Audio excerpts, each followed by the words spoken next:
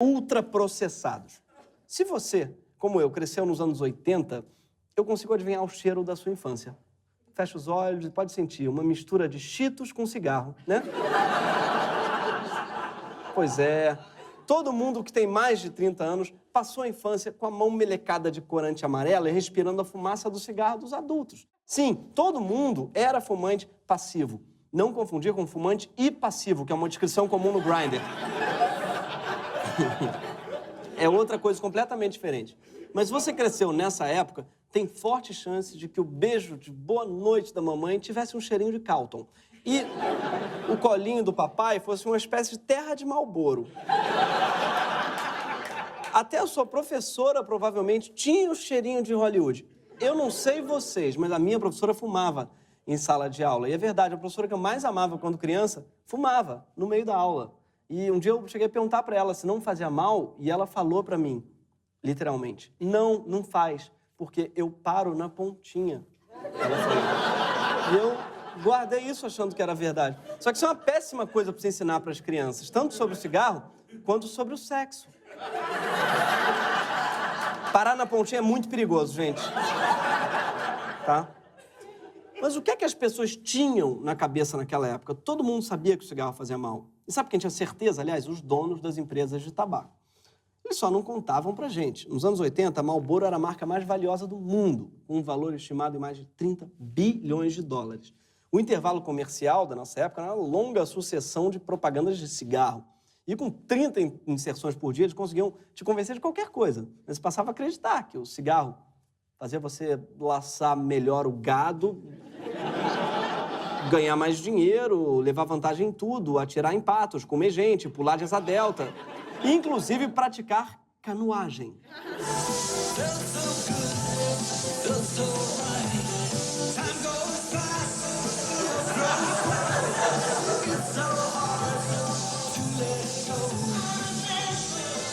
Experimenta descer um rio fumando um Hollywood.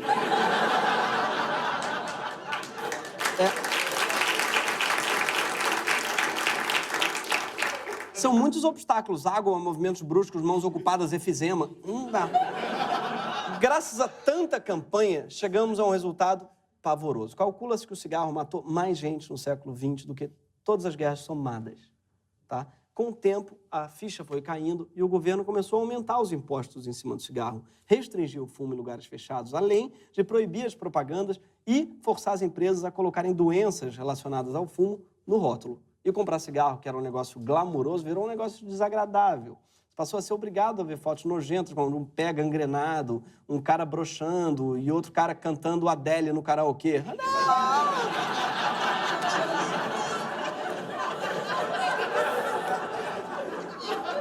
O fato é que a política antitabagista ela funcionou e muita gente deixou de fumar. E aquela sua tia que tinha cheiro de Hollywood agora fica forçando a tosse quando alguém acende o cigarro do outro lado da casa, né?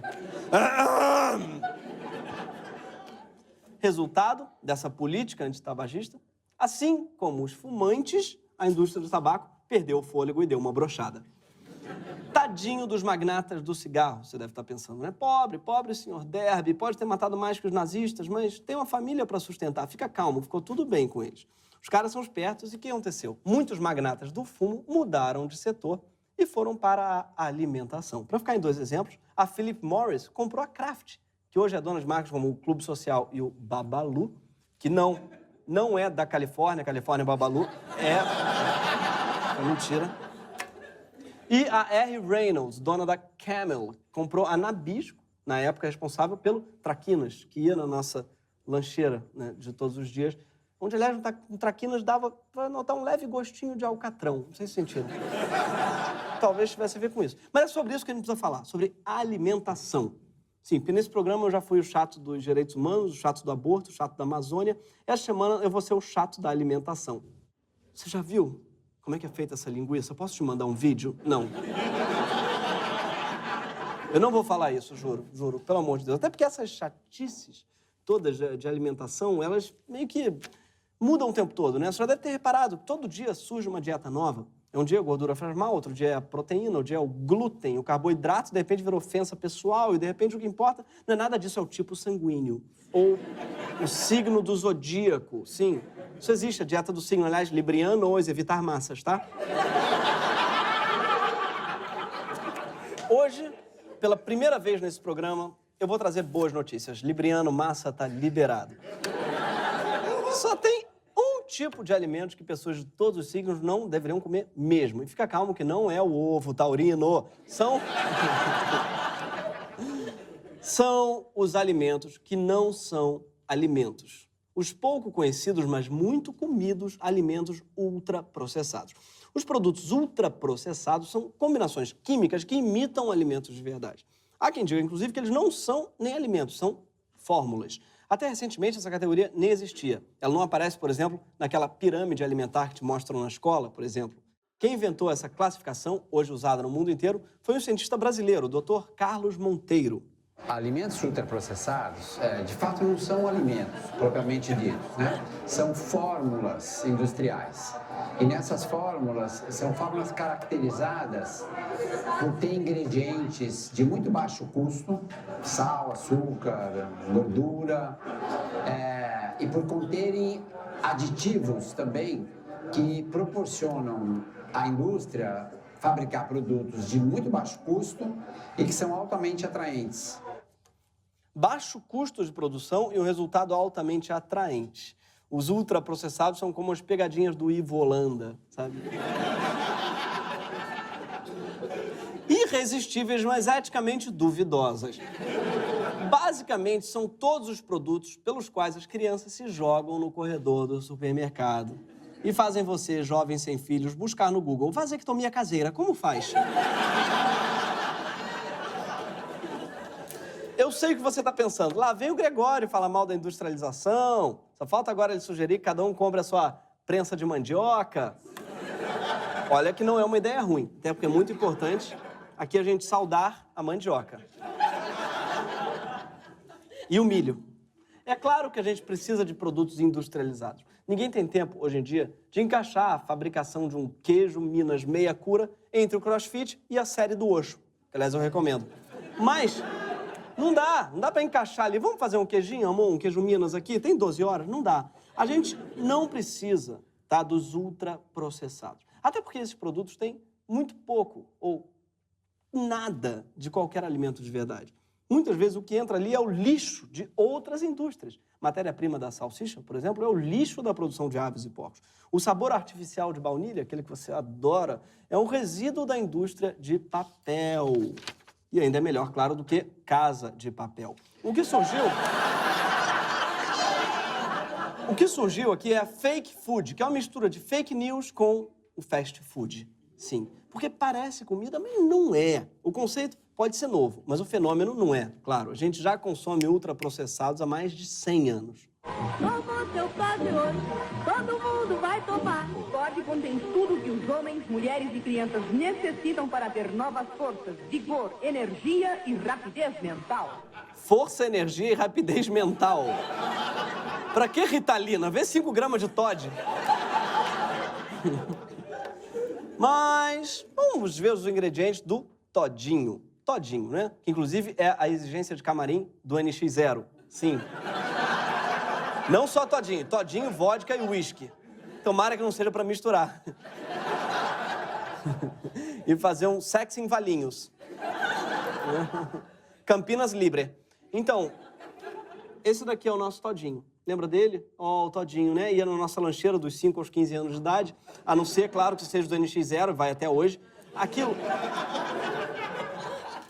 Isso daqui tem 27 gramas de açúcar. Isso é o equivalente a 5 sachês, tá? 5 sachês. Se você tivesse que abrir os 5 sachês e botar aqui dentro, pelo menos você ia gastar umas calorias. Mas não. Já vem aqui dentro, parece que nem cabe direito você tentar enfiar. Mas cabe. Bom, você pode dizer, mas tem leite. Leite é bom pro osso, eu vi no Fantástico? Sim. Mas o leite que tem aqui é um soro de leite reconstituído. O que significa? Significa que ele foi pasteurizado, homogeneizado, centrifugado, clarificado, filtrado, bactofugado, tratado a vácuo, aquecido e reaquecido várias vezes, desidratado e depois misturado com água. O leite passou por mais transformações que o Gugu no seu saudoso táxi.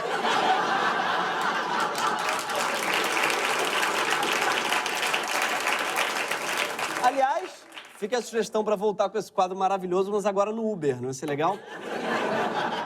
É o Guguber. É tanta alquimia para fazer essas fórmulas que a indústria às vezes perde o controle. A PepsiCo, enfim, foda-se, produtora do Todinho, ela já foi pega vendendo Todinho com detergente, tá? Isso não é pior, claro, do que o Todinho napolitano, que ela vendeu e não foi responsabilizado por isso. E precisamos falar sobre isso? PepsiCo, napolitano são 3 coisas separadas. Você mistura os 3, não é napolitano. É um caldo nojento. Um gosto de detergente. Meu Deus, Todinho, sabor napolitano. Não entenderam nada do napolitano, pelo amor de Deus. O espírito do napolitano. Se fosse de Nápoles, ia processar. Porque a gente sabe que sorvete napolitano vem de Nápoles, né? É uma tradição lá. Mas você pode estar pensando, foda-se, eu nem gosto de Toddy, eu prefiro Nescau.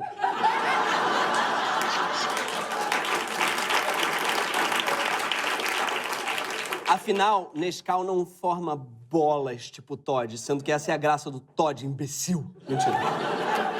Sabe quanto do Nescau é açúcar, amigão? 75%, cara. 75% são 3/4. Talvez você já deva ter se perguntado por que chamam de achocolatado e não de chocolate. É porque não é chocolate. Você não pode chamar de chocolate quando tem 75% de açúcar. É açúcar achocolatado. Sim! Por isso que não tem açúcar, mas deveria ter açúcar achocolatado, porque não existe achocolatado, já que é um adjetivo que não tem um substantivo. Eu fiz letras. Enfim, até porque o açúcar é mais barato que o cacau e ajuda a conservar os produtos. Claro, nem os micro-organismos aguentam 75% de açúcar. Até as bactérias têm medo de diabetes. Sábias são as bactérias. Porque sabe o que o açúcar faz com o cérebro de um ser humano? Food addiction is a real thing. It's not a metaphor. It's a biological fact. The studies show that your brain lights up with sugar just like it does with cocaine or heroin. In fact, sugar is 8 times more addictive than cocaine. Como diria Renato Russo, parece cocaína, mas é só corneto. Veja bem, tá? Não quer dizer que você nunca possa comer açúcar, mas sim que você deve fazer um uso recreativo. Tá? É apenas isso. Tem que pensar se é você que está usando o açúcar ou se é o açúcar que está usando você. O que é louco é que a gente fica desesperado quando vê esse bebê indonésio. Segundo a família de Audi, o menino fica nervoso e grita quando está sem um cigarro. Um indício de que ele já está viciado.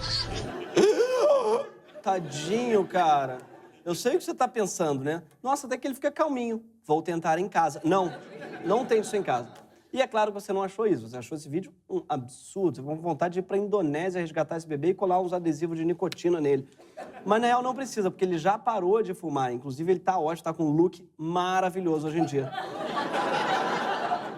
Você que fica bolado quando vê o bebê fumante, acha fofo quando uma criança claramente alucinada de tanto açúcar passa maquiagem, veste uma roupa bizarra e abraça um ser imaginário verde. Daddy, eu te amo. Feliz Páscoa. Essa criança precisa urgentemente de um rehab. Força, bebê. Bebê dolinho, bebê derbinho já conseguiu. Aí você pode pensar, eu não sou muito de açúcar, não. Eu nem tomo nem Toddy, nem Nescau. Então esse problema todo aí não me atinge. Então pega o pão de forma do queijo quente da padaria. Ele tem, segundo a embalagem da Pullman, farinha de trigo fortificada com ferro e ácido fólico, açúcar, óleo vegetal de soja, glúten, sal, vinagre, emulsificantes, monoglicerídeos de ácidos graxos, esteroide, 2 lactil, lactato de cálcio, polisorbado 80, conservadores, propanato de cálcio, ácido sólico, melhoradores de farinha, fosfato monocálcico, cloreto de amônio e ácido ascórbico. Eu acho que você não deveria comer nada que você não consiga ler o rótulo sem respirar 3 vezes. Isso era para ser um pão, tá? Isso é um pão, o famoso pão. Imagina um trabalho que Jesus teria hoje para multiplicar esses pães.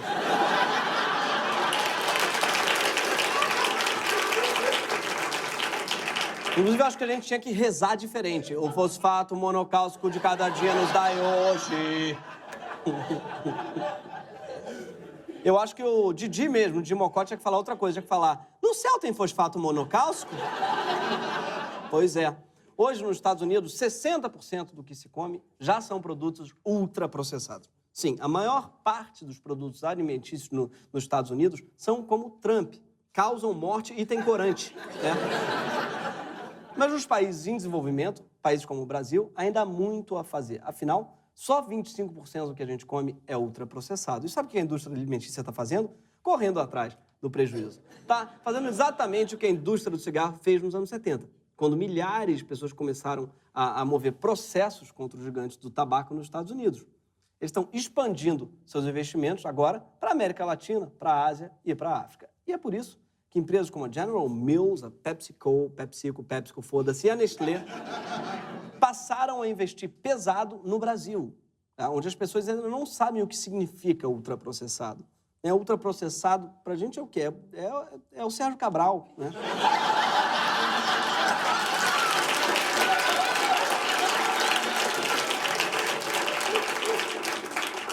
Que, aliás, fez com o estado do Rio o que um Baconzitos faz com seu corpo.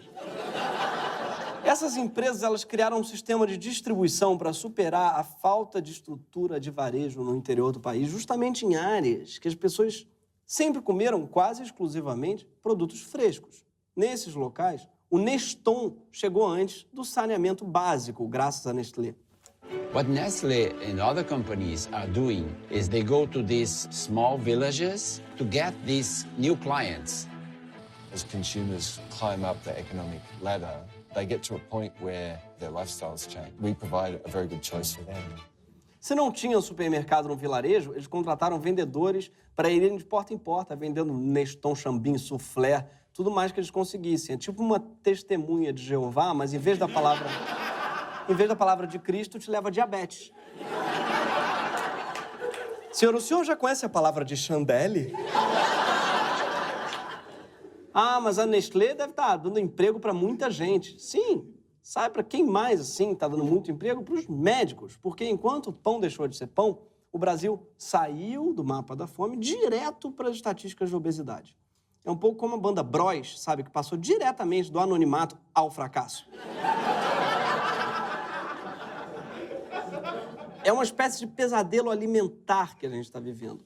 Porque antes da fome ser um problema superado no Brasil, a gente já caiu nessa situação. Existe uma epidemia de obesidade no Brasil. A cada levantamento, aumenta o número daqueles com excesso de peso.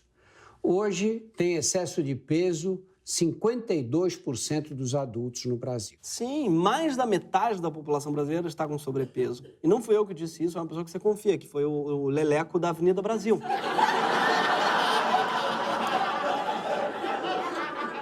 A gente está engordando por muitas razões. A gente é cada vez mais sedentário, estressado, a gente fica horas no trânsito, a gente dorme cada vez menos, mas nada influencia tanto quanto a alimentação. E de acordo com pesquisas recentes, o consumo de ultraprocessados tem impacto direto na obesidade.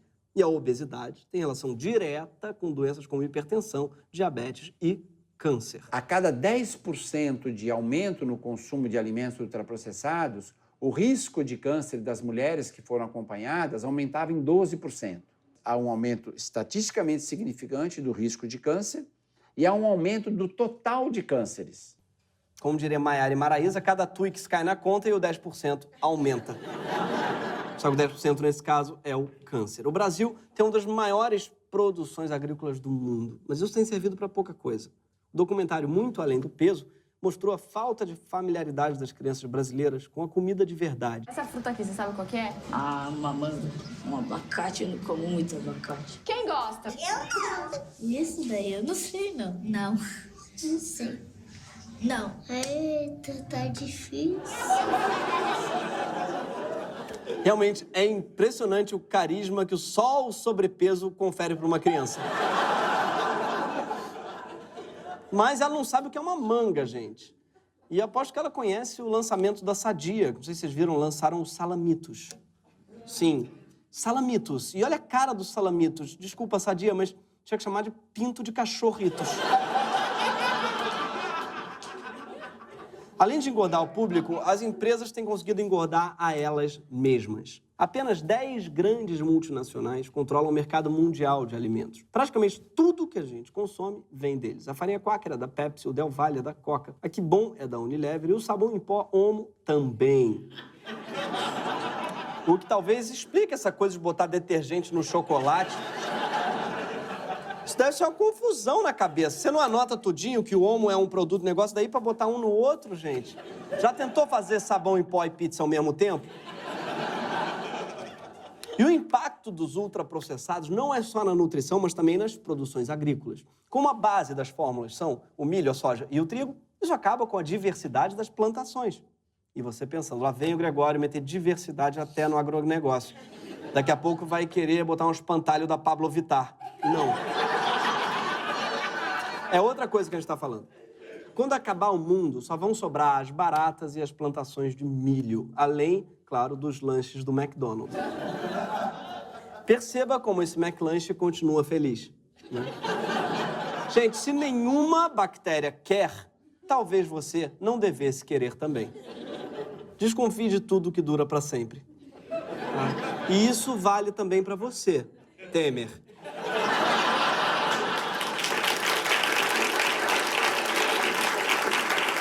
A indústria do tabaco já sabia do impacto na saúde, mas continua vendendo cigarro mundo afora. Os caras ainda tentavam influenciar os órgãos públicos de regulação e financiavam estudos para disfarçar as evidências. Eu só fico com uma dúvida, será que eles também negavam as aparências? Porque meu conselho é, para que viver fingindo se eu não posso enganar meu coração? Mas eis que a gente está agora assistindo ao filme todo de novo. A indústria de alimentos tem seguido o mesmo caminho da indústria do tabaco. Como diria Marx, a história se repete como um GIF. A Coca-Cola, por exemplo, ela financiou 513 pesquisas entre 2008 e 2016, mas divulgou o resultado de apenas 42. E eu fico pensando qual é o problema do resultado dos outros 471. Não deve ser bom. É igual quem deleta a conversa de WhatsApp, é porque fez merda, fica a dica. As gigantes da alimentação no Brasil tentam neutralizar a atuação da agência de regulação sobre o setor. E conseguem. Foi assim que o advogado da Unilever virou presidente da Anvisa no governo Dilma. Gente, mas tipo assim, com certeza ela não ficou sabendo, não teve nada a ver com isso. Tava cuidando dos netos e comendo mandioca. Isso eu não tenho dúvidas. Ao invés de mudarem as fórmulas, eles mudam a estratégia de marketing. Que nem a indústria do cigarro, que lançou o Marlboro Light, lançou o LM de cravo, lançou o Lucky Strike mentolado, com 2 bolas, uma delas tutti-frutti ou de sei lá o quê. Porque, afinal de contas, se é pra ter câncer de pulmão, melhor que seja com um gosto bom na boca. Mas uma coisa a indústria do tabaco nunca fez. Nunca disse pra gente que cigarro faz bem pra saúde. Já os fabricantes de ultraprocessados adoram falar que seus produtos são orgânicos, originais e caseiros. Fandangos Eco? Eco, olha isso. Tinha que chamar Fandangos Eca. E eu adoro também sufresh caseiro. Não faz sentido, gente, suco de caixinha ser caseiro. Isso é tipo a Sadia se chamar Sadia.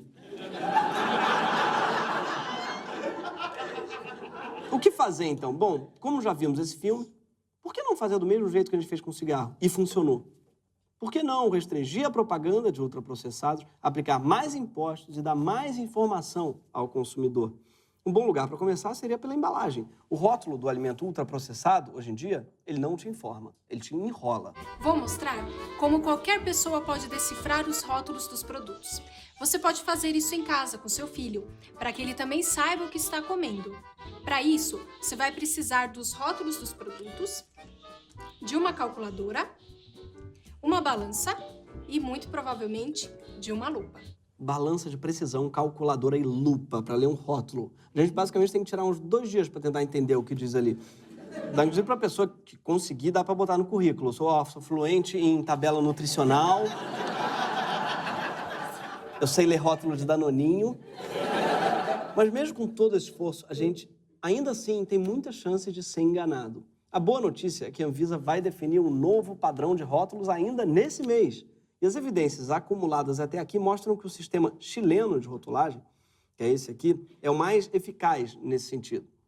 Deixando claro para o consumidor, na frente da embalagem, o que ele está consumindo num produto ultraprocessado. Então tem muito açúcar, muito sódio e tudo que tem naquele produto que tem que ser alertado mesmo para as pessoas que estão consumindo. Mas enquanto a Anvisa não toma as devidas providências, a gente sentiu que devia fazer alguma coisa. Então a gente pensou num adesivo com a cara do Sérgio Cabral.